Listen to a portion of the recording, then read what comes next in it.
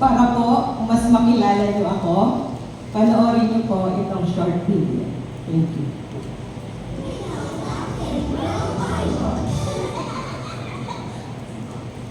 Ruth's Redeemer. In the days when Israel was ruled by judges, there was a young woman named Ruth. and she lived in a country called Moab. Moab? Yep, it was right next to Israel. So they were like neighbors. Right. Ruth was married to a man named Mahlon, who had a brother named Kilian, who married a woman named Orpah. Mahlon and Kilian were the sons of Naomi and Elimelech.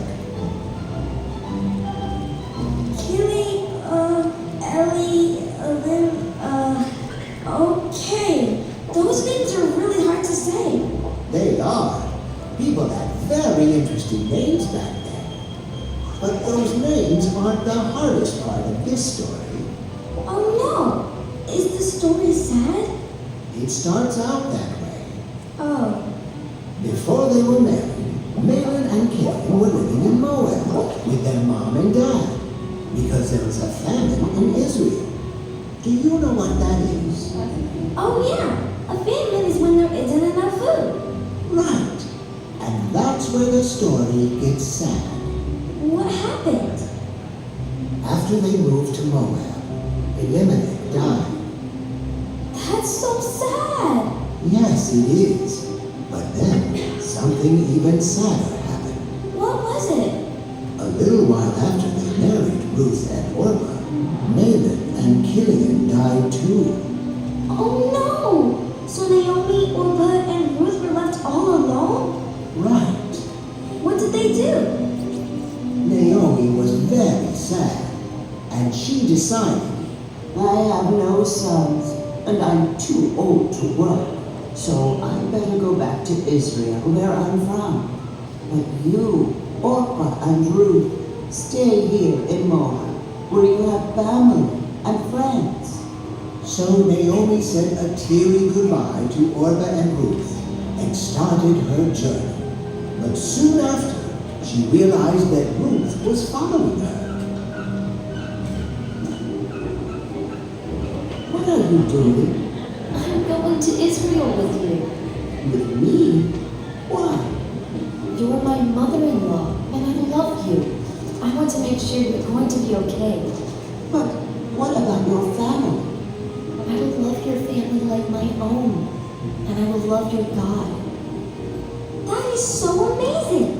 Ruth was willing to give up everything for Naomi. That's right.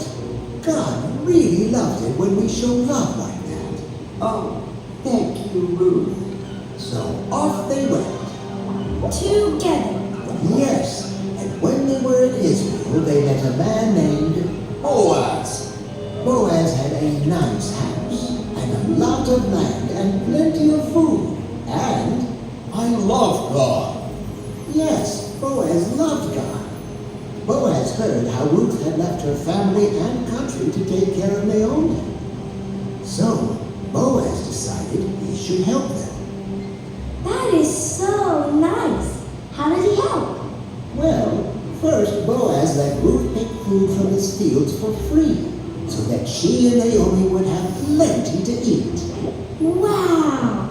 Not only that, Boaz offered to make Ruth his wife, so she could have a home and family again. Double wow. And that's not all that Boaz did for them. What? What else did he do? He redeemed the land that used to belong to Naomi and her husband. Redeemed? What does that mean? Redeem means to buy back, to pay the price so something or someone can be free. So, Boaz bought back the land that used to belong to Naomi. and gave it to her as a present. I love this. The story of Ruth and Naomi reminds us about God's rescue plan. Just like Boaz had to pay a price to redeem Naomi's land, many years later, someone would be born in Ruth's family who would pay the price to redeem the whole world from sin.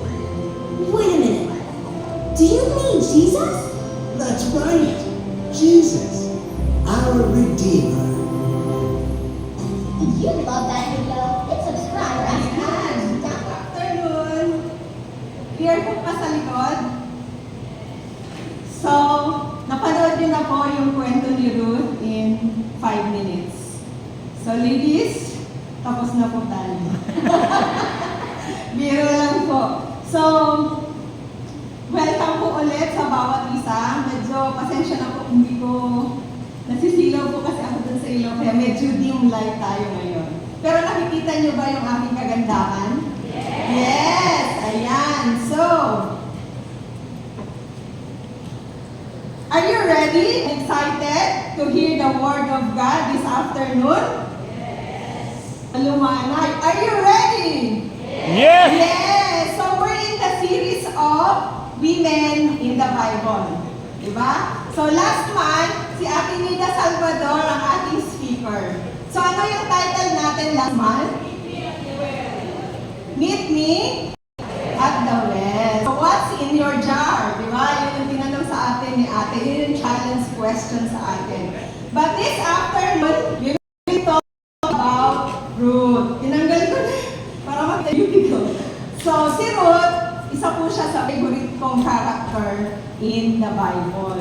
So this afternoon, we will discover how her qualities, yung qualities niya, help her journey from a life of emptiness to fullness, from a life of brokenness to blessedness, through the providence of God in her life. So we're going to do a character study of Ruth. But before we start, let's commit our time to the Lord. Let's bow our heads. Dear Heavenly Father, as I prepare to share the character study of Ruth with these lovely ladies, may your wisdom and guidance flow through me, and may my words inspire and uplift all those who hear them. I pray for open hearts and minds. May our time together be filled with wisdom, insight, and encouragement. So bless each woman present today, and may they deepen our understanding of your divine purpose in our lives. In Jesus' name we pray. Amen. So let's start. So, what are the basic facts that we'll learn about Ruth? Diba kanina napanood natin yung short video? So alam ko mas kilala niyo na si Ruth. Who is Ruth? At a glance, makikita natin si Ruth ay unang-una, she was a Moabite. So ang tanong, sino po ba ang mga Moabites? Okay. Ang mga Moabites, sila po yung descendants ni Lot. Remember the Sodom and Gomorrah? Naalala nyo? Descendants siya ni Lot by his eldest daughter. So medyo ano yun. And then, itong mga Moabites na to, during the Old Testament, si God commanded not to marry these Moabites women. Bakit? During the time of Moses, di ba nung nasa wilderness sila, papunta sila sa promised land, itong mga Moabites women na to, sila yung nag-seduce sa mga men ng Israelites into immorality and idolatry. So, ibig sabihin, yung mga Moabites and Israelites magkaaway. Kayo ba, ladies, gusto ninyo iseduce ang inyong mga asawa? Gusto nyo? O, kaaway nyo ba yung mga tao nyo o hindi? Kaibigan? Kaaway. So, ganun ang sitwasyon na yung Moabites and Israelites are enemies. Okay? So, next. Pahinga po sa tubig. Next po, she was the widow of Mahlon. So, sino naman si Malon? Si Malon ay isa sa mga anak, magkukwento ako. Si Malon, isa sa mga anak ni Elimelech and Naomi. Meron siyang kapatid. Sino yung kapatid? May papremyo sana ako, si Chirion. Ngayon, si Elimelech, si Naomi at ang kanyang dalawang anak, originally, galing sila sa Bethlehem. So yung Bethlehem, part siya ng Judah. Okay? So ngayon, nagkaroon ng famine in the land. So syempre, pag mayroong famine, kailangan mong humanap ng ibang lugar na sagana para hindi ka magutom. So ngayon, itong si Elimelech, without consulting the Lord, dinala niya yung kanyang pamilya from Israel to saan? Moab. Nakikinig ba? Okay, so nasaan na sila? Nasa Moab, very good. So nung nasa Moab sila, merong namatay si Elimelech. Ngayon, nung namatay si Elimelech, yung kanyang dalawang anak, sino nga ulit yun? Si Malon and Chilion, nag-asawa ng Moabite women. So, sino yung dalawang asawa niya? Si Ruth at si Orpha. Si Ruth, ang napangasawa niya si Malon. Si Orpha, ang napangasawa niya si Chilion. Kaya lang, so after, bad news na ulit, namatay ulit yung dalawang anak ni Naomi. So, leaving Ruth and Orpha widows.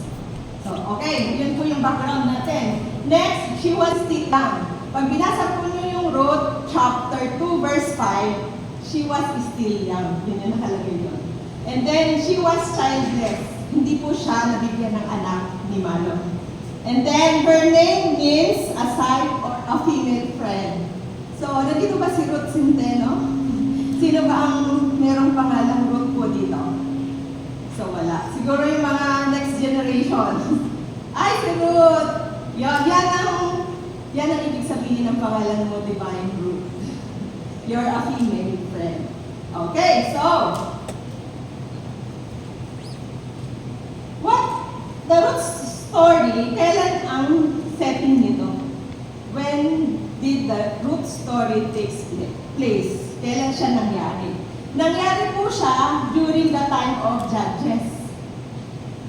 Basahin po natin in Judges 21:25, pakibasa po. In those days, there was no king in Israel. Everyone did what was right in his own eyes. So grabe. Everyone did what was right in her own eyes. So ibig sabihin, kung anong gusto mong gawin, na pakiramdam mo tama, gagawin mo. So ganun kagulo. Kaya during the time of Judges, ito yung lowest points in the history of Israel. Bakit? Yung time ni Judges na to, it was characterized by chaos, kaguluhan, walang batas walang king, walang nag-rule. Time of idolatry, immorality, civil war, and national disgrace. Yet, during this chaotic time, nangyari ang beautiful story ni Ruth. Proving to us, ano ang pinuprove sa atin? Na even in our darkest, pinakamadilim, pinakamahirap na bahagi ng buhay natin, God is in control. And He is able to bring something beautiful and wonderful. Naniniwala ba kayo doon? Yes! So,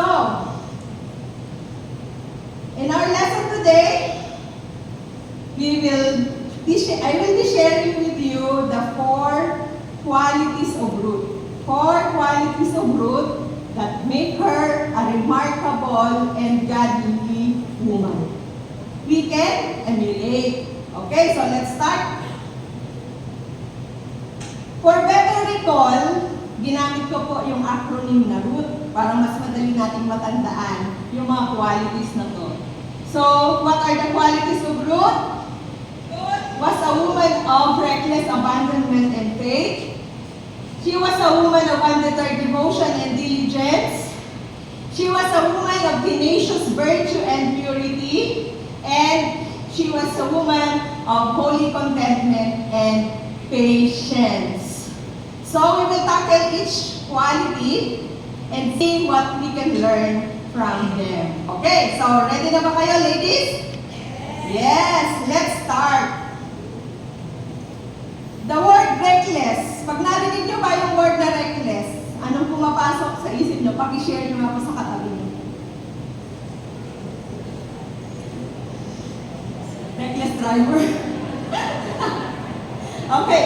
Ang reckless means, in the dictionary, you are doing something without regard of its consequences or impact sa buhay mo. So, ginagawa mo, negative ano? Ginagawa mo yung mga bagay na hindi mo iniisip kung anong magiging consequence at magiging impact sa buhay mo. Yun ang ibig sabihin ng reckless. Abandonment. Ang ibig sabihin ng abandonment is you fully surrender yourself to someone or something. Okay, pagsamahin na natin. Reckless abandonment means you fully surrender yourself to something or someone without regard of its consequences or impact sa buhay nyo. Nakuha niyo po ba? Yes. Reckless abandonment. So may bago tayong ano ngayon, Reckless vocabulary abandon. words. Okay? So, sino dito ang naaalala ang slogan, yung ad campaign ng Nike? Nike shoes? Ano slogan niya? Just do it! Tama ba? Just do it! So, Ruth just did it. Ruth recklessly abandoned herself to the God of Naomi, to the God of Israel. Okay? So, alam niyo si Ruth, yung ginawa niya, hindi niya alam na for her own good during that time. Di ba tayo ganun? Pag may ginagawa tayong decision, di na natin alam kung mabuti ba ito or masama, di ba? Malalaman lang natin afterwards. Basta ang alam mo ni Ruth, mahirap and costly yung ginawa niya. But you know what? Merong surprise si God na blessing kay Ruth. Malalaman natin yan mamaya. Okay? So, in Ruth chapter 1 verse 16, please read with me. And pray me not to leave you or to return from following you. For where you go, I will go, and where you lodge, I will lodge. Your people shall be my people, and your God my God. So, ano yung declaration ni Ruth dito? Grabe, ano? Ano kaya ang magiging impact sa buhay ni Ruth dito sa declaration na to? Pero bago tayo magpatuloy, pwede ko po bang malaman sino sa inyo ang mga talagang tubong Isabela? Talagang taga dito. Pero ko itaas ang kamay. Wow! Madami-dami! Thank you! Sino naman po yung dayo lang dito? Dayo. From ibang lugar, dumayo po dito. Yes, si Ate Miner, nakita ko si Long. Sino ba po? Si Portia! Ay, si Ate Len! Fitines! Yan. So, lahat po tayo, Ate Ems. O, ang dami pala namin. Wala tayong dayuhan sa lupain Isabela. Diba? So, naalala niyo pa ba yung first time kayong pumunta sa Isabela? Naalala niyo pa? Ano ang naramdaman niyo? Ha? Malayo. Ano pa? Ha? Uncertain. Hindi mo alam kung ano mangyayari sa'yo. Ano pa?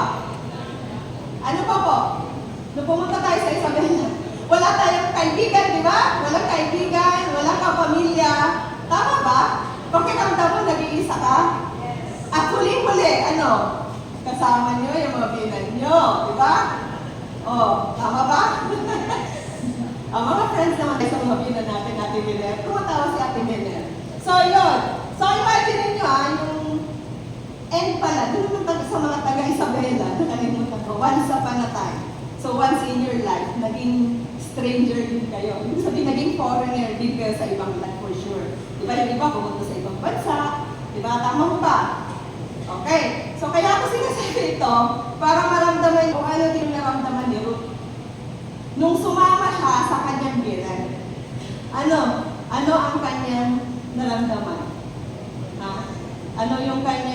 experience. It meant new surroundings, new friends, and new faith. So Ruth was willing and ready to turn her back on her nation, on her people, and leave everything na familiar sa kanya na tinitreasure niya. Di ba, Ate Len? Iniwan natin lahat, yung pamilya natin, mga kaibigan. Di ba, Portia? Ate Minen? Tama. So si Ruth, from doon sa familiar place, pumunta siya sa isang strange na lugar na entirely different. Di ba? So nakaka-relate tayo dyan. Okay? So next, in Ruth 1, 8 to 9, pakibasa po. Please read with me po para mas maintindihan natin. Thank you. And Naomi said to her two daughters-in-law, "Go return each of you to her mother's house. May the Lord deal kindly with you as you have dealt with the dead and with me. May the Lord grant that you may find rest, each in the house of her husband." Then she kissed them, and they lifted up their voices and wept. Ayun. So, yung bago ito nangyari, si Naomi, nabalitaan niya. Nabalitaan niya ngayon na yung Judah, yung Bethlehem before, di ba may family na maunlad na ulit? Nabalitaan niya, kaya nag-decide siya na babalik siya saan siya babalik? Sa Judah. Ngayon, nung balik siya sa Judah, kasama niya yung kanyang daughters-in-law, di ba? Sino? Si Ruth and Orpah. So sabi ng mga anak, sinabi nila, maiwan na kayo, babalik na ako. Di ba? So anong ginawa ni Ruth? Sumama, hindi. Sumama. Si Orpah, sinunod na yung kanyang pinag. Tama? So what happened? Orpah kissed her mother-in-law, but Ruth clave unto her. Imagine niyo nga po, sino kayo dun sa dalawa? Kasi pag ako, parang ako si Orpah. Ba't kaya ako sa binaliwan ng matanda mo? Hindi na ako makakapangasawa. Diba? Eh yung parent ko, hindi na makakatrabaho. Ako magpo-provide sa kanya. So pag iniisip nyo, parang tama yung decision ni Orpah. Pag kayo, sasama ba kayo kay Naomi or babalik sa magpapaiwan sa buwa? Sige, pakisabi sa katabi nyo. Oh, sasama daw kay Naomi. Uy, ako siya. Okay, so malalaman natin. Nung si Orpah, babalik siya sa Moab. Di ba yung Moab? Sila yung mga ungodly people. So kanina siya babalik. So babalik siya doon sa old practices niya, di ba? Yung idolatry, immorality. Tama ba? Tama. Ngayon, hindi lang yun. Ang isa sa decision ni Orpah, kung bakit naging bad decision, alam niyo kung bakit? Hindi niya makikilala yung one true God. Tama? Hindi makikilala ni Orpah yung one true God. And then, ano nangyari kay Orpah? Hindi na siya na-mention sa Bible. Hanggang dyan na lang siya. Okay? So ladies, when making decisions, diba? Diba meron tayong mga decisions. Kailangan, ang decision natin, it is according to God's Word and God's will. Bakit? Alam niyo naman, yung decisions na gagawin natin ay mayroong consequences. Diba? Diba yung saying, ano pa yun? What you are today is a product of your decision yesterday. Tama ba yun? Kaya itong si on the other hand, si Ruth, anong ginawa? Wise ba yung decision na ginawa ni Ruth? Na sumama kay Naomi? Pag ako, habang pinag-aaralan mo, ang hirap yun ah. Diba? Alagawan mo yung ginawa mo, dalawa na lang kayo. Puprovide mo lahat. So yun. That's why, pinili ni Ruth na sumama sa kanyang binan. Or siya, sumama sa kanyang binan. So that's why meron tayo, ito yung famous hymn ni Ruth. Pwede kong pakibasa. Read me po para mas Wherever you go, I will go, and wherever you lodge, I will lodge. And you're my God, my God. Where you die, I will die.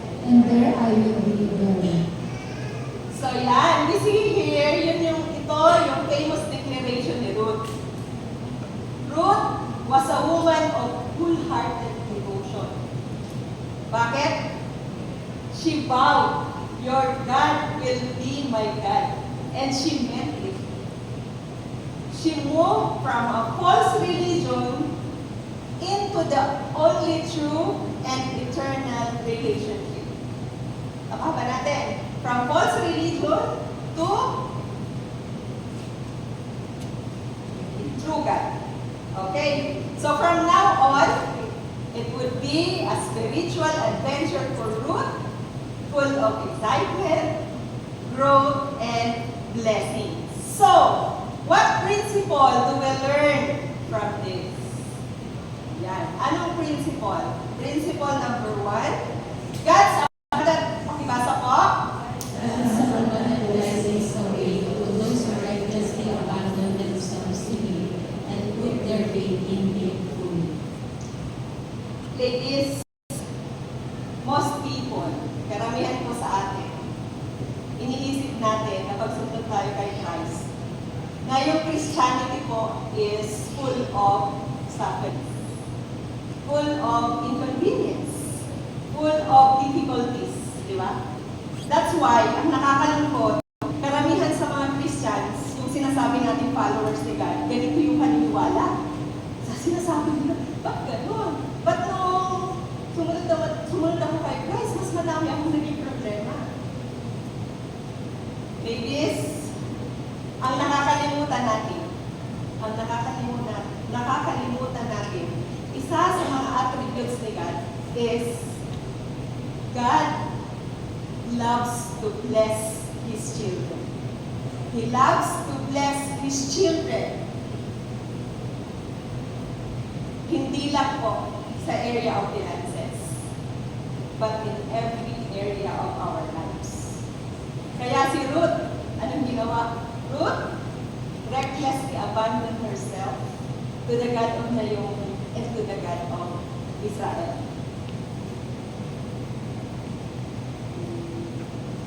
So, pakisabi yung sa katabi niyo is, God will bless you. God will bless you if you recklessly abandon yourself, if you truly surrender yourself to God, He will bless you. Okay? So, let's do a heart check. Heart check.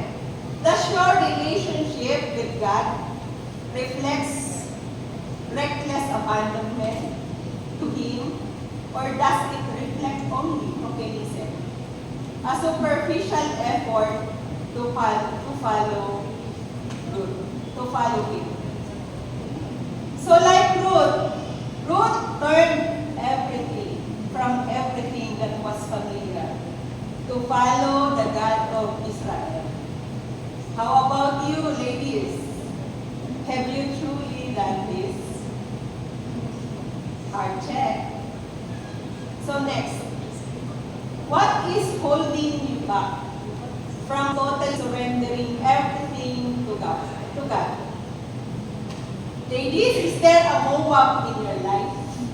A Moab may be a person, a thing, a hobby, or anything that is hindering you, pumipigil sa inyo to follow God. Meron ba kayong Moab sa buhay niyo? But ladies, let go and let God.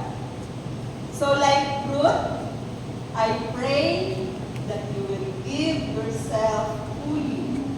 You will surrender yourself fully to the Lord. Okay? So next, tapos na tayo sa first quality ni Ruth. Next is, pakibasa po. Devotion and diligence. And the third, sa dictionary, sabi niya, walang humpay. Walang humpay na devotion. So ang tanong, kailan ipinakita ni Ruth ang kanyang walang humpay na devotion kay Naomi? Pakisabi sa katabi niyo. Kailan niya ipinakita yung devotion niya kay Naomi? Sige po, yung sagot po, pakibulong sa katabi. Pakibulong. Wow, ang gagaling nila. Ang gagaling, tama yung mga sagot niyo. Akala niyo, hindi ko naririnig. Bakit itong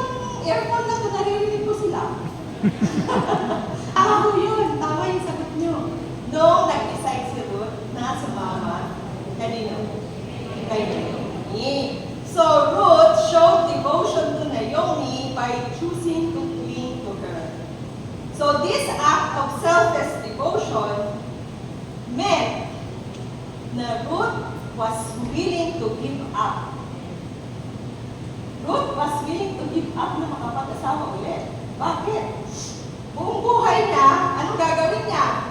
Si Ruth ay si Naomi, matanda na. So, ibig sabihin si Ruth, yes, aalagaan niya yung biret niya until death. Ipoprovide niya lahat ng mga kailangan ng biret niya until death. So, na-imagine niyo, yung may mga biret. Na-imagine niyo po yung ginawa ni Ruth, nakaka-relate tayo, okay? Sige. Okay, so Ruth took a vow. Ruth took a vow to remain as Naomi's daughter until death. Okay? So, in Ruth chapter 2, verse 2, pakibasa po. And Ruth the Moabite said to Naomi, let them go to the field and reap among the ears of grain after one on whose side I may find favor. And she said to her, Go, my daughter. So, Ruth's devotion to Naomi, hindi lang po siya lip service. Di ba? Di ba minsan tayo, uy, sige, sama ko, okay. Pero hindi lang po si Ruth lip service or superficial. Alam niyo kung bakit? Bakit? She understood na she needed to work for her and Naomi's survival. Mapapansin niyo dyan sa verse, actually, magkausap kami ni Pete, siya yung nakapansin, sabi niya. Si Ruth pala, hindi siya inutusan. Hindi siya inutusan ni Naomi. O Ruth, punta ka na nga doon at maghanap ka na ng makakain natin. Siya mismo. Nakita niyo sa verse, si Ruth ang nag-initiate. Nag-indicate. Diba? Siya yung nagsabi na maghahanap siya ng trabaho at maghahanap ng makakain nila. Okay? So, hindi siya inutusan ni Naomi. Si Ruth po ay nag-usang loob. So, next. In Ruth chapter 2, verse 3, pakibasa po ulit.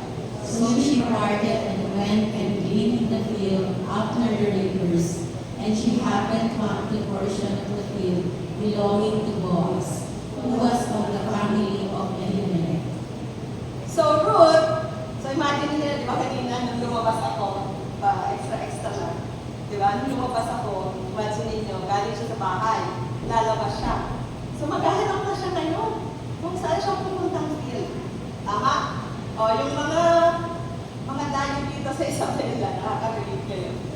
O, ngayon, si Ruth, pag titignan mo, a woman, a poor widow, alien, tapos siya yung pinakamababang natin sa lipunan. Di ba may mayaman, ganun-ganun siya yung pinakamababa. But God, si God, alam niyo kung saan dinala si Ruth? God guided Ruth dun sa lupain ni Boaz. Sa lupain ni Boaz. Sa palagay niyo, aksidente ba ito? Aksidente o hindi? No! Tama kayo because there's no such thing as coincidence. Inorchestrate na ni God beforehand. Dito natin makikita yung providence ni God. Diba? So, hindi lang ginaid ni God si Ruth dun sa farm ni Boaz. Alam niyo ba, sa mga susunod na chapter, in-arrange pa ni God na nung nandun si Ruth, pupunta si Boaz para magkita sila face to face. Grabe si God, no? O, nailaw yung iba dyan. Okay, so Boaz was the channel of that grace kay Ruth. Okay? Kaya naman, parang napakagandang isipin, napakagandang malaman, na during dito sa magulong panahon, meron pa palang mabubuting tao. Diba? Katulad ni Boaz. Remember yung sabi ko, time of Judges, di ba? Gulo-gulo. But now we encounter Boaz. Si Boaz, he knew and sought to obey the Lord's will. Okay? So next, Ruth's diligence. Pakibasa mo ulit. So she gleaned in the field until evening, and she did out what she had gleaned, and it was about an hour of her. Ayan. So, makikita natin gleaned in the field until evening. Until evening. So Ruth labored diligently. Grabe ang sipag ni Ruth. Simula umaga hanggang gabi. Pero alam mo si Ruth, she was happy with a full heart. So makikita natin ito daw na epa of barley, about an epa of barley. Ibig sabihin, nearly a week. So yung isang linggo nilang pagkain, nakuha na ni Ruth. Ito na, meron na siyang may provide sa kanyang binan at sa sarili niya. Meron na silang makakain for nearly a week. Ganun kasipag si Ruth from morning to evening. So ano naman po yung reward ni Ruth? Pakibasa po. Ruth, The Lord prepare and a full reward be given to you by the Lord God of Israel, under whose ways you have done our days. see ladies, God sees and God knows the hard work you've done for Him. The Lord knows how to repay the work that we do for Him. So what's the lesson we learn about Ruth in this story? The lesson we learn about Ruth did not dwell, pakibasa po. Ruth did not dwell on the futility of her situation, although she had faith in her God. Thank you. Isa-isa po muna. So Ruth, makikita natin, dyan did not dwell. Ibig sabihin si Ruth, hindi siya nagstay sa bahay at nag-antay na lang ng tulong. Di ba? Ano ginawa niya? She took action. Alam niya na she needed to look for work in order to provide for herself and the unit. Tama? Okay, second lesson is, Ruth was not picky. She took the job that presented itself first. God leads and guides her to the choice of him.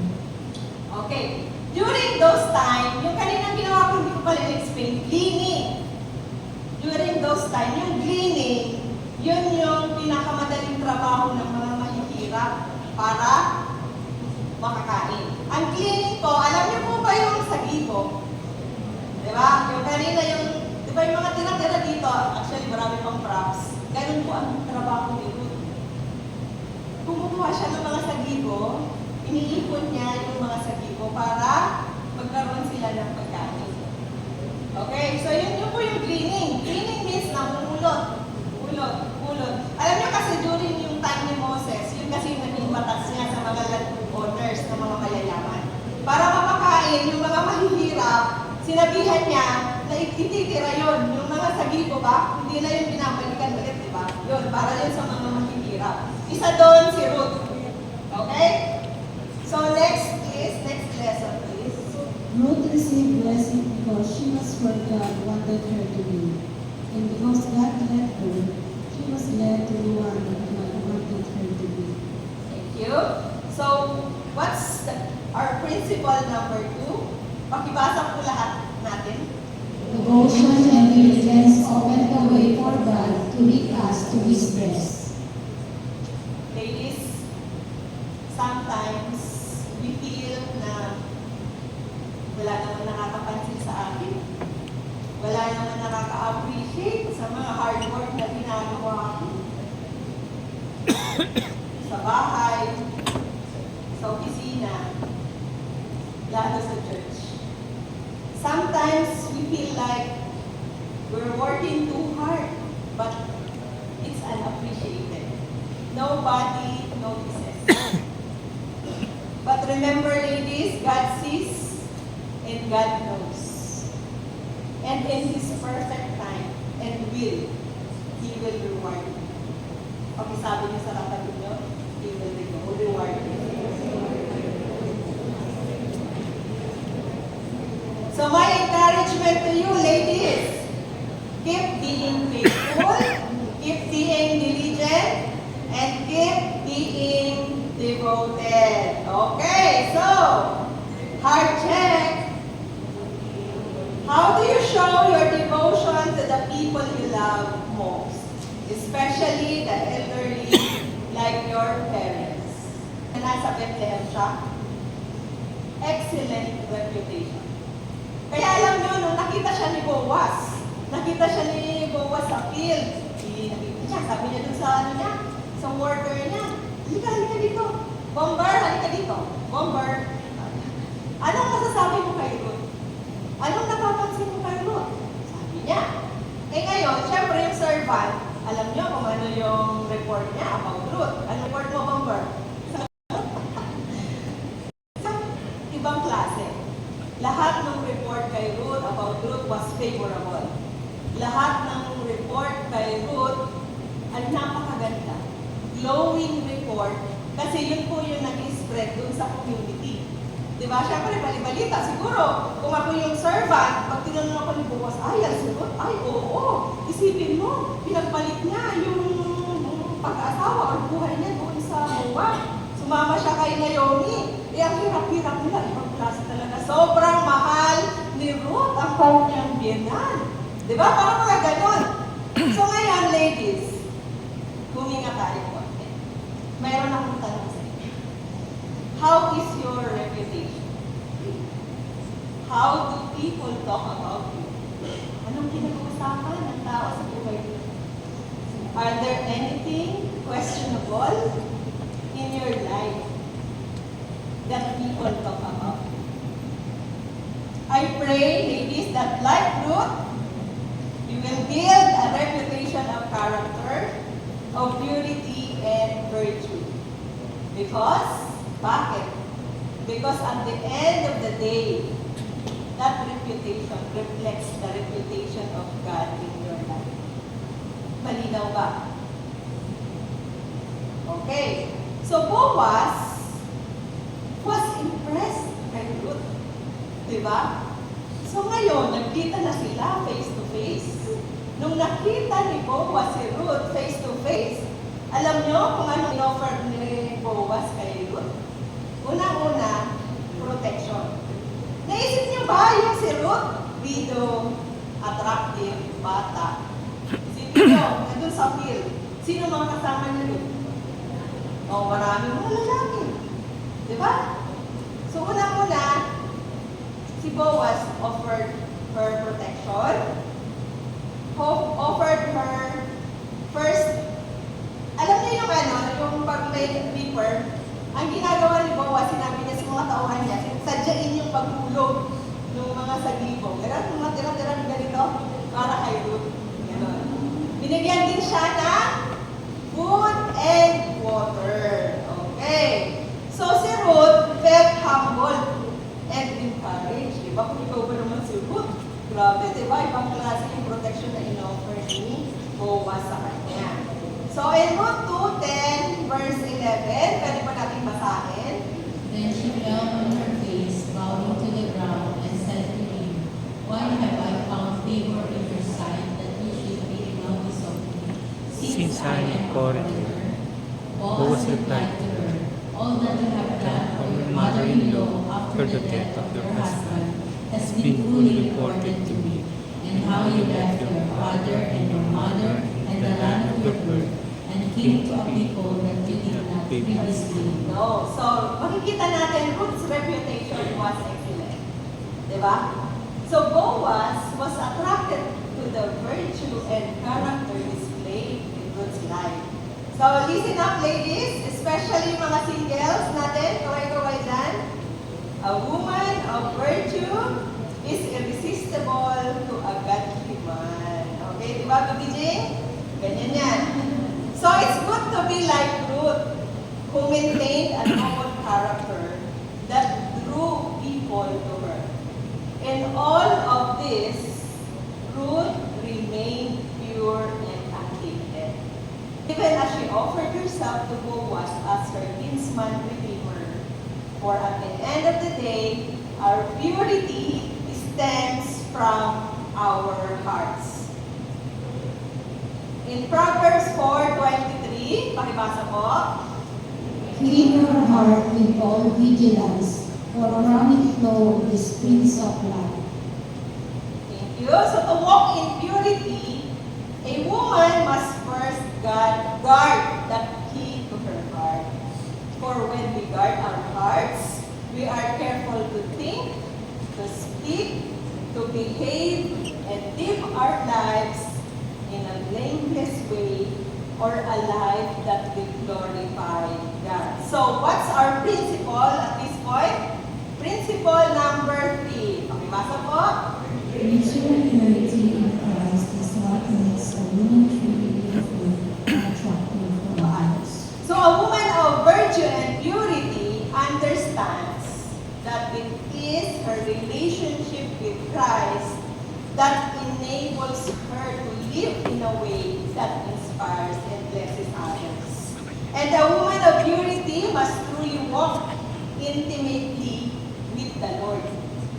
Because what makes us beautiful is not our looks, hindi yung physical attributes natin. What makes us attractive is our noble character, our relationship with Jesus, our obedience, our intimate walk with Him. Okay? Pag sabi mo sa katabi mo, you are beautiful. You are beautiful. O, diba? Okay. Yes. Ba't kaya pag nasasabihan tayo, ang gundo-gundo mo? Baka yung iba yung pakiramdam, no? Okay, so ladies, what makes us beautiful is our intimate relationship with God. Okay? So, okay lang kahit medyo sexy. Masexy. Okay, patalastas lang po. Okay, heart check na po tayo. Malapit na. Heart check. What virtues are most evident in your life? Do these virtues stem from your faith in God? How do you keep yourselves pure, whether single or married? What steps do you take to guard your purity? Okay, single ladies, meron po bang single dito? Single ladies, kaway-kaway. Ay, di. Ayan, meron ka. Yan. So, single ladies, makinig. Sa single muna tayo. Protect your purity. Huwag mo munang ibigay. Ivy? Huwag niyo munang ibigay sa inyong God's bless. Makakaano na yan. Bakit? Baby Jean, yan yung best wedding gift you can give to your future husband. Diba, Ivy? Ivy. Kaya lang, sasabihin nyo, Ate Sel, paano naman yan? Meron akong nagawa in the past. Ladies, makinig kayo mabuti ha. Pwede din ituro sa inyong mga anak na babae ha. Paano yan? Nakagawa na ako ng hindi maganda. Hindi na ako pure. You know what, ladies? If we surrender ourselves to God, di ba yung kanina? God is a God of second chances. God will make you whole again. God will make you new again. Dahil si God is a God of new beginnings. So, huwag kayong mawala ng pag-asa. Ivy? Okay, paano naman sa married women? Ay, mga married, taas ang kamay, wagay-way. Wagay-way po, parang nakakaantok eh. Yan, di ba? Ako nga, sumasayaw-sayaw pa dito. Oh, married women, keep yourselves pure by being faithful to your marriage and to your husband. Huwag kayong papasok sa isang sitwasyon na alam nyo kayo'y magkakasala at mag-fall into adultery. Paano? Paano? Sino dito ang Facebook friends ang kanilang mga ex? Hala, mamaya hinanap-hanap nyo pa. Parang may nilalaki, hindi makapingin sa akin. Hinanap ko lang yung ex niya. Oh, huwag niyong gagawin yan. Mamaya dito mo, ay, laki ng bahay niya. Ay, dahil kotse. Ay, diba? Lahat hinanap. Ang masama, ladies, okay lang yan. Pero, ba't pala huwag lang titignan. Ang masama, pag nag-chat pa kayo, hello, kumusta ka na? Naku, ladies, married women, wag po natin gagawin yun, ha? Protect our purity. Alam niyo kung bakit? Merong mga nangyari na ito na nag-commit ng adultery. Wala na. Alam niyo kung bakit? Basta nagawa niyo na. Diba? Kaya dapat tayo, protektahan natin yung ating purity. Okay? So para sa lahat ng ladies naman, to all ladies, single and married, meron akong advice sa inyo. Huwag niyong ilalagay ang inyong sarili sa mga compromising situations na mag-isa lang kayo at isang lalaki na hindi niyo asawa. Paano? O mga ladies, huwag kayong makikisakay sa sasakyan na kayo lang ang sakay. Okay? Kunyari, kinara nyo. Wala na kayong masakyan, nakita nyo, nag-iisa, lalaki. Huwag kayong sasakay. Pero iniisip nyo sa akin, hindi kita sa pamasahan, kami direta mo. Di ba? So, wag na huwag kayong papasok sa mga compromising situations na dalawa lang kayo. No. Pwede namang makisakay. Nakisakay kami kay Portia. Pero dalawa kami ni Peter. Pag bababa si Kit, bababa si Jonard. Pag hindi bababa si Jonard, bababa ako. So, nakuha niyo po? Hindi masama, pero dapat may kasama. Huwag yung dalawa lang kayo. Okay? No. Yan ha. Baka sabihin niyo, grabe naman na si Kuya Peter. Magkikisakay na ako, hindi ako pinasakay. Sorry ladies, alam niya kasi ito. Hindi talaga kayo pasasakay. Yun lang. So, pati yung mga anak niyo pakisabi niyo sa kanila na bawal yung okay? And, isa na lang, isang tip. Di ba minsan yung tayo, di ba, kunyari sa family, di ba, hug dito, di ba? Huwag sa harap. Yung hug daw pasay. Paano ba yun? Yung hindi yung hug na harap. Okay? Pakituro niyo sa mga anak ng babae. Okay? Tapos ito pa, mga ladies, huwag na huwag kayong magpapakounsel sa lalaki, ha? Kasi mamaya may problema kayo. Bro, may problema ako. No. Sa asawa dapat, ha? Hindi pwede sa opposite sex, ha? Ladies, ha? Bawal magpa-counsel sa opposite sex. Ha? Bro, ganito ang problema namin. Ganito ang minister mo. Bawal yan. No.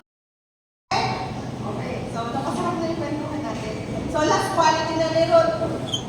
Okay? Pakibasa mo. Holy contentment and patience. Ang tanong, who among you here loves to wait? Sino sa inyo ang sarap naman mag-antay? Ha? Waiting is always difficult, diba? Because bakit? We're all naturally impatient, diba? Lalo na tayo mga babae. Pag gusto natin ngayon. Diba? Tama ba? Example, ako, nagpabili ako kay Pete, kasi kami ni Ate Lendidikia, mahilig kami mag-picture. Nakita ko yung camera ni Ate Lendidikia, Ate Len, nakita ko, ang ganda ng camera nyo na Samsung. Ginawa ko, nagpabili ako December. Kailangan mabili na yan. Kasi maraming event ng December, picture. Alam niyo ba yung S25 kailan lumabas? February. May AI pa yun. Kidding aside, ibig sabihin tayo mga babae, ang hirap, di ba? Ang hirap mag-antay. Merong pila sa bangko, di ba? Pila sa fast food. Di ba naiinis tayo pag nagsisimi na tayo? Minsan, pag nga lang tayo dito kumain, yun na lang, ang haba-haba ng pila. Tama? Minsan naman sa mga singles, ay hindi makinig ka. Ako, paano kaya yan? Akin sel, 32 years old na ako, 30 ako, wala ko ako, God's best. Kantay ka lang ay, meron na si God prepare para sa iyo. Diba? And especially also dun sa mga prayer request natin. For sure, meron tayong nasa puso natin na pinag-pray talaga kay God. Health, relationship, family, finances. Ang hirap mag-antay, no? Gusto natin ngayon na. Do you agree, ladies? But dito sa kwento natin, we learn that Ruth displayed patience as she waited for her redemption. In Ruth 3:18, pakibasa po. Then she said, "Wait, my daughter, until you know how the matter turns out. For the man will not rest until he has settled it again. Naomi advises Ruth to wait. Sabi niya kay Ruth, "Magantay ka lang." As she was confident that Boaz would do what was necessary for him to redeem them. Ma-explain ko yung redemption. Circumstantially, si Ruth had the perfect excuse to be discontented and impatient. Bakit? Below that young age, di ba? Tapos her circumstance provided the perfect breeding ground of self-pity, and bitterness. Therefore, meron siyang tendency to take matters in her hand. Yan din ba tayo? Pag hindi natin nakukuha yung gusto natin, gagawa na tayo ng paraan natin. Yet Ruth chose to cling to the God of Israel, whom she found to be trustworthy in difficult circumstances. So she decided to wait as she was advised. Next. Ibasa po. And now, my daughter, fear not. I will do to you all that you require. For all the city of my people know that you are a virtuous woman. This was the commitment of Boaz to Ruth. Tama? I will do all that you require. So si Ruth ngayon, she knows that Boaz, as the closest kin, is bound by law to redeem her and keep the family name alive. She could also be married in no time at all. But then, she needed to wait as Boaz did his part in this love story. So, kailangan mag-antay muna si Ruth. So, malalaman natin. Malapit na po tayo. In him is strength. Yan ang ibig sabihin ng Boaz. Boaz was the most eligible bachelor in town. Was the channel of hope that God provided for Ruth. So, his name means, in him is strength. So, he was going to be Ruth's, naririnig niyo yan, kinsman redeemer. So, the law of kinsman redeemer is given in Leviticus. Sabi, the purpose of this law, ano ba ang purpose ng law ito? Kunti lang, hindi ko na siya elaborate.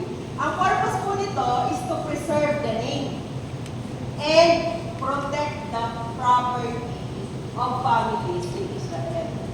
So, ibig sabihin, when you redeem, ano ibig sabihin ng redeem? Sino yung mga may pawn shop, nag-pawn shop, or something ganon. Di ba, pag niredeem mo, di ba, babayaran mo, then sasabihin doon, redeem. Tama? So, ibig sabihin ng redeem, you buy and purchase, yun, you buy back, binayaran mo para mapasali. Anong i-redeem?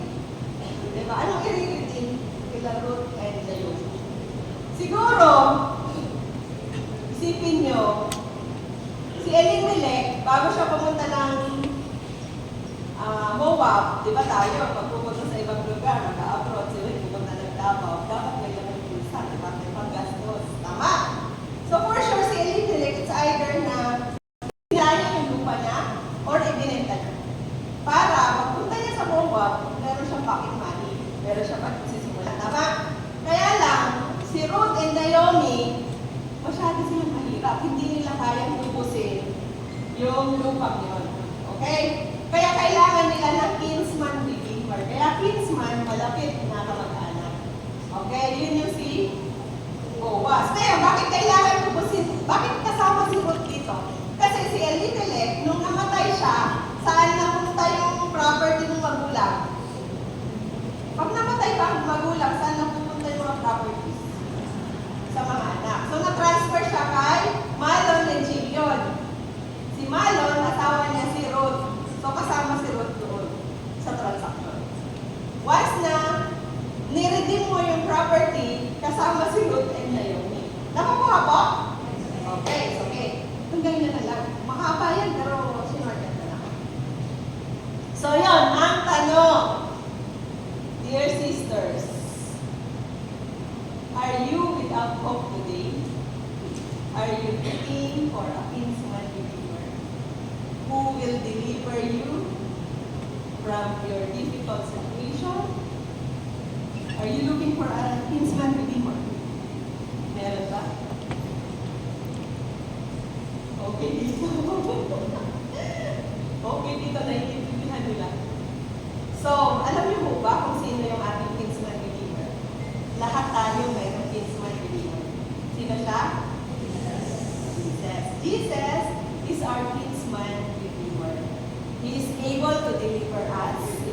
difficult circumstances, in our hopeless situations.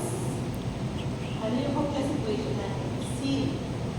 So what did Boaz did for Ruth, Jesus did for us on a larger and life-changing scale.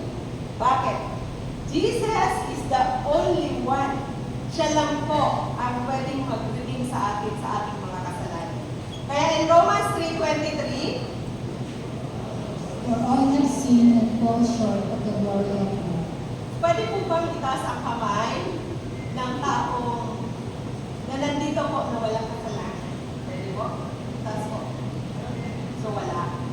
So none of us here is perfect. Di ba? None of us here ay walang kasalanan. All of us are sinners. And because of that sin, we cannot do anything. Wala tayong magagawa sa ating mga kasalanan. Kaya in Romans 6:23, it says, For the wages of sin is death, but the gift of God is eternal life in Christ Jesus our Lord. for the wages of sin is death. Death. Hindi po siya yung physical death. It is spiritual death. Meaning, eternal separation from God. Jesus Christ died for our sins that we may be redeemed from our sins. Kaya lang, kailangan natin i-receive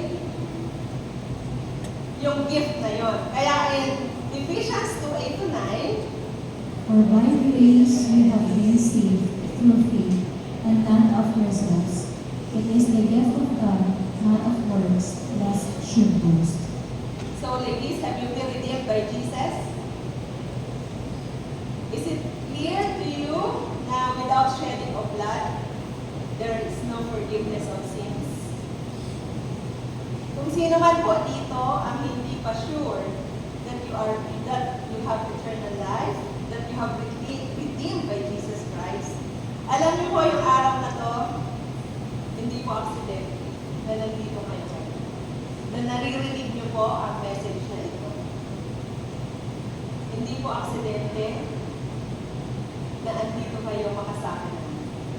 So ladies, would you like to pray with me and accept Jesus as your kinsman redeemer, as your Lord and Savior? Yes? Okay? Let's pray.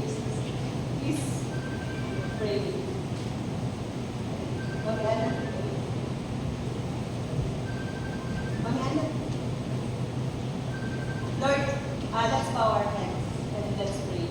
Lord Jesus, Lord Jesus, thank you so much for loving me. thank you so much for your love. Thank you for dying on the cross for my sins. Thank you for dying for us for my sins. I accept your free gift of eternal life I accept your free gift of eternal life, and I surrender my life to you. and I surrender my life to you. In Jesus' name we pray. In Jesus' name we pray. Amen. Amen. Okay, thank you ladies. So back to Ruth. Back to Ruth. Ang tanong, why was she able to wait patiently as Boaz did? Bakit si Ruth nakapagantay? The answer is, pakibasa, Ruth was strong and confident in God alone, so she was able to wait on so Him. in God, Ruth felt complete and sufficient. She knew that she only needed to trust Him. This made it possible for her to wait without threatening or worrying. Pakibasa po ulit. The secret of contentment and inner peace is found in our letting go of the need to be in control, and resting in the confidence of God is in control. So ladies, whether we like it or not, we are not in control of our lives or our circumstances. Marami tayong na-encounter na problema. Pero ladies, God is in control. Wala tayong control sa lahat ng bagay. Sisters, are you worried and anxious?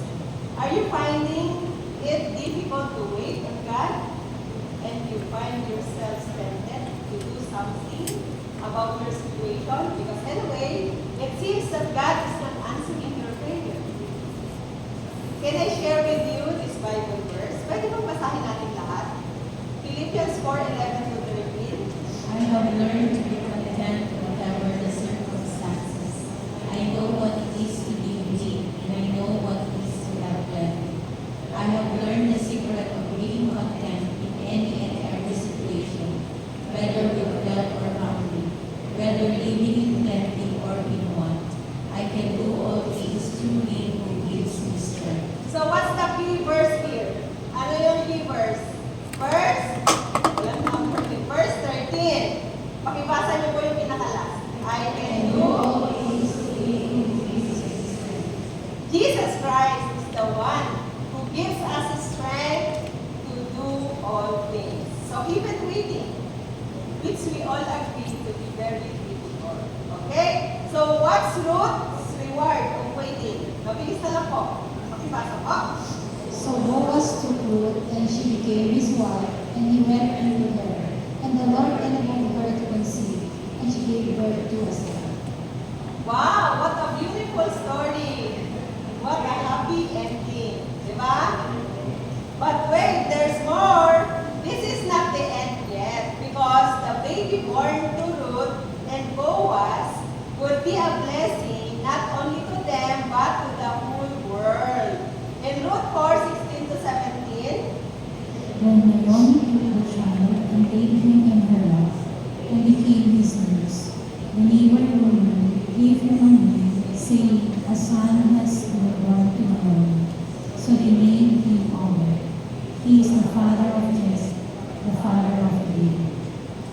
ayan, so si Obed, siya yung grandfather ni King David, di ba? Siya yung greatest ruler ng Israel, di ba? No. Si Obed. Hindi lang yun. Si Obed, hindi lang siya blessing sa Israel. Hindi lang siya blessing nila na yung blessing siya sa buong mundo. Bakit? Kasi yung lineage ng ating Savior, Redeemer, ay dun sa lineage nila. Di ba? Tama?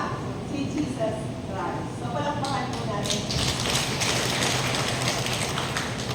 So, God Himself, the Savior of the world. Grabe, kinalabutan ako nasa lineage siya ni Ruth. Si Ruth, di ba? Nakita niyo yung blessing ni God? Ibang klase. Okay? Next. Last principle. A believer who genuinely trusts her kinsman Redeemer is willing to be content in Him and wait patiently. Are you so satisfied in Christ as your kinsman Redeemer? Satisfied pa kayo kay Christ? That you are willing to wait. No matter how long it is. No matter how difficult it is. Yes? Yes? Yes. Okay, so let's do a heart check. That's all. Heart check. Pakibasa po. What prevents you from finding contentment in God alone? Are you currently in a situation of waiting? Do you trust God to come through for you, or are you getting impatient? It is, I believe that God has a wonderful and beautiful plan for everyone of us, for each and every one of us. But we need to find our satisfaction in Him alone, so that He will be able to fulfill that wonderful plan, that beautiful plan for each one of us. So it is, marami pa tayo natutunan this afternoon? Yes? Ladies, review time. What again are the qualities of Ruth? Undeterred devotion and diligence, tenacious virtue and purity, holy contentment and patience. Let us pray. Father God in heaven, Lord, truly we thank you for giving us Jesus to be our kinsman redeemer. Father, I pray that today you will make our hearts fertile soil on which your word can grow and bear fruit. I pray that everything we learn today, we will not leave it as head knowledge, but something that we will apply in our lives. Help us to truly recklessly abandon ourselves to you, Lord, to put our faith in you fully.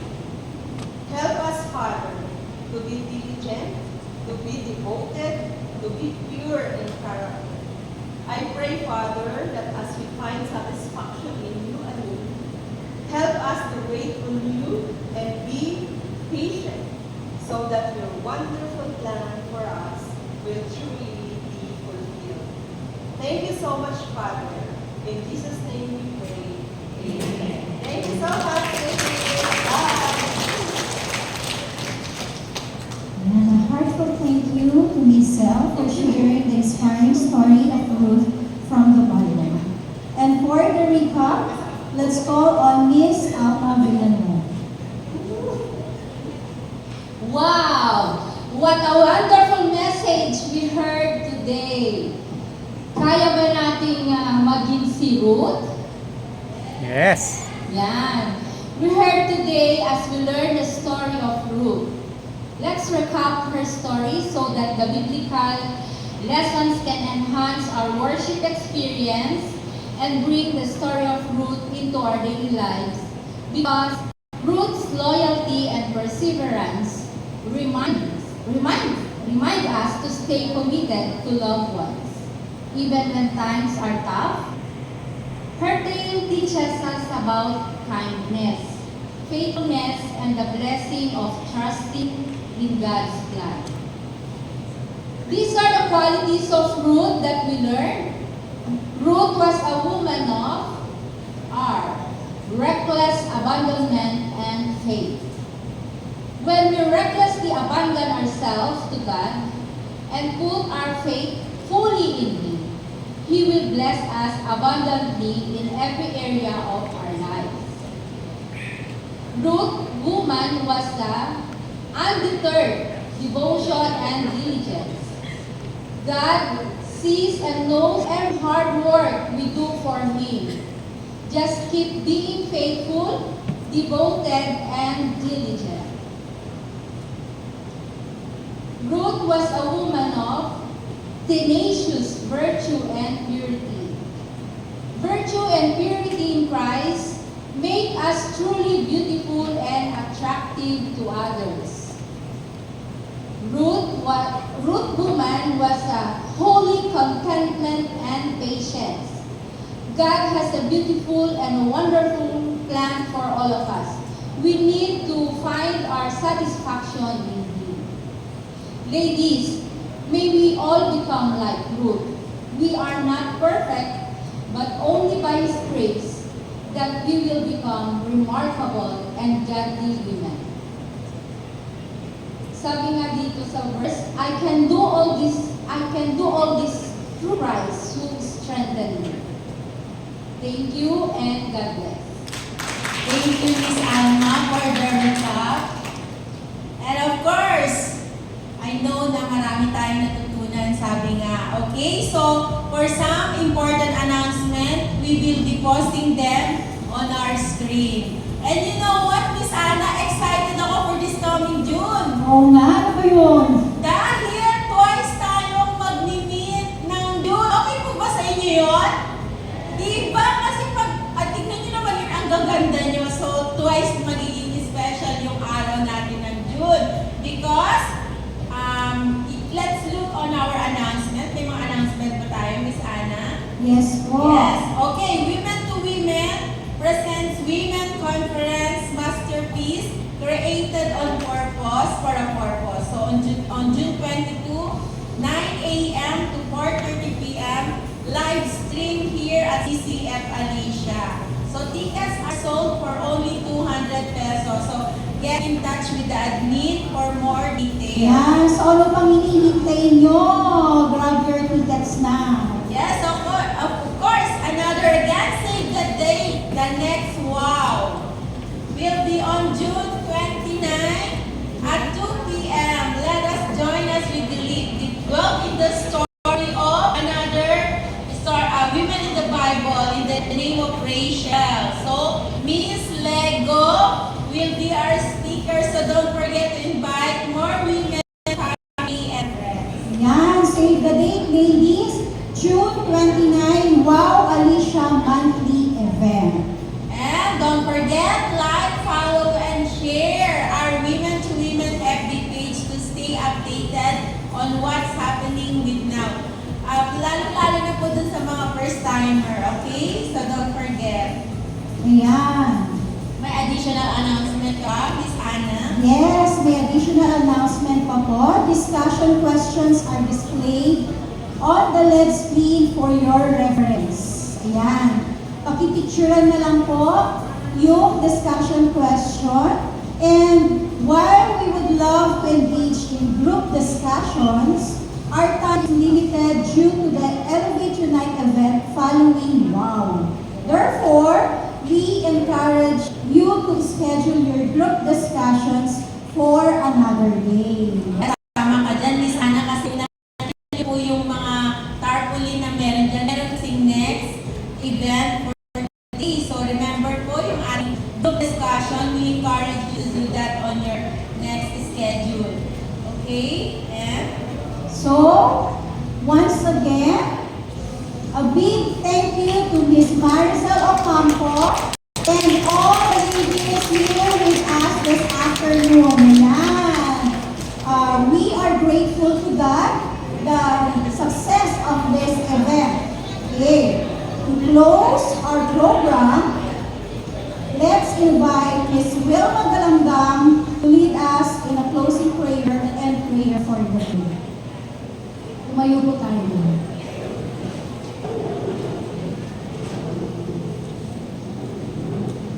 Let's pray. Almighty and loving Father, we praise you for our fellowship today. As we conclude this Women to Women event, we gather in gratitude for the moment of conviction and inspiration we have experienced. We thank you for the wisdom shared by our speaker, Ms. Ocampo, and ask for your continued guidance as we carry these lessons forward in our lives. Lord, we also pray that you bless the food before us and you strengthen our bodies and spirits. As we partake, may we be filled with gratitude, joy, and reward sense of community. Lord, as we go home, we pray for the safety and protection of everyone. In your name, we offer thanks for the blessings of this day and ask for your continued presence in our hearts as we depart from this gathering. In Jesus' name we pray. Amen.